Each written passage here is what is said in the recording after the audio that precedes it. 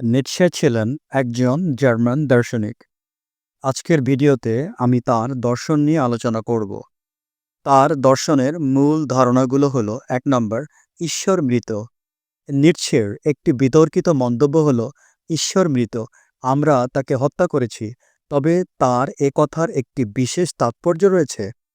নিটশে মনে করতেন আধুনিক যুগে বিজ্ঞানের অগ্রগতি এবং যুক্তিবাদী চিন্তাভাবনার কারণে ঈশ্বরের ধারণার গুরুত্ব হারাচ্ছে।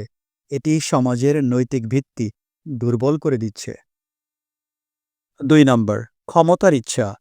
এবার আমরা তার দর্শনের আরেকটি দিক নিয়ে আলোচনা করব।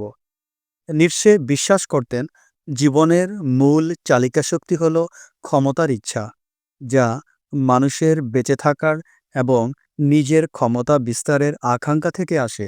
এটি কেবল শারীরিক শক্তি নয়, বরং মানসিক এবং আধ্যাত্মিক শক্তিকেও বোঝায়। ক্ষমতার ইচ্ছাশক্তি সম্পর্কে নিটশের ধারণাকে ডারউইনের বেঁচে থাকা এবং বিবর্তন সম্পর্কে ধারণার সাথে তুলনা করা যায়। ৩ নম্বর, তিনি তার দর্শনে আরেকটি বিষয় তুলে ধরেছেন। নিটশে সুপারম্যান ধারণার কথা বলেছেন। এটি এমন একজন ব্যক্তি যিনি প্রচলিত নৈতিকতা ও সমাজের সীমাবদ্ধতা অতিক্রম করে নিজের জীবনকে নতুন পথে পরিচালিত করেন। সুপারম্যান হল সেই ব্যক্তি যিনি নিজের মূল্যবোধ নিজে তৈরি করেন এবং ঐতিহ্যগত নৈতিকতার বাইরে গিয়ে নতুন জীবনধারা গ্রহণ করেন। ৪ নম্বর, নিটশে তার দর্শনে নৈতিকতার বিষয়ে আলোচনা করেছেন: দাসনৈতিকতা এবং প্রভু নৈতিকতা। দাসনৈতিকতা দুর্বল ও ক্ষমতাহীন মানুষের তৈরি করা নৈতিকতা, যা সহানুভূতি, বিনয় এবং দুর্বলতাকে মূল্য দেয়। অন্যদিকে প্রভু নৈতিকতা শক্তিশালী ব্যক্তিদের নৈতিকতা, যা আত্মনির্ভরতা, গৌরব এবং ব্যক্তিগত শক্তিকে গুরুত্ব দেয়। ৫ নম্বর, নিটশে তাঁর দর্শনে অস্তিত্ববাদ নিয়ে কথা বলেছেন।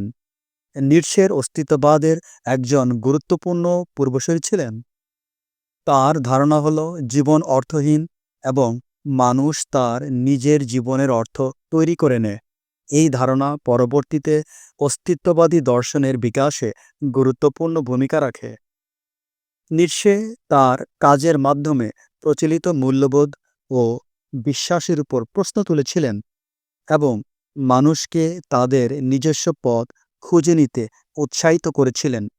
তার দর্শন আজও বিতর্কিত এবং প্রভাবশালী। নিটশে খ্রিস্ট ধর্মকে কঠোর সমালোচনা করেছেন।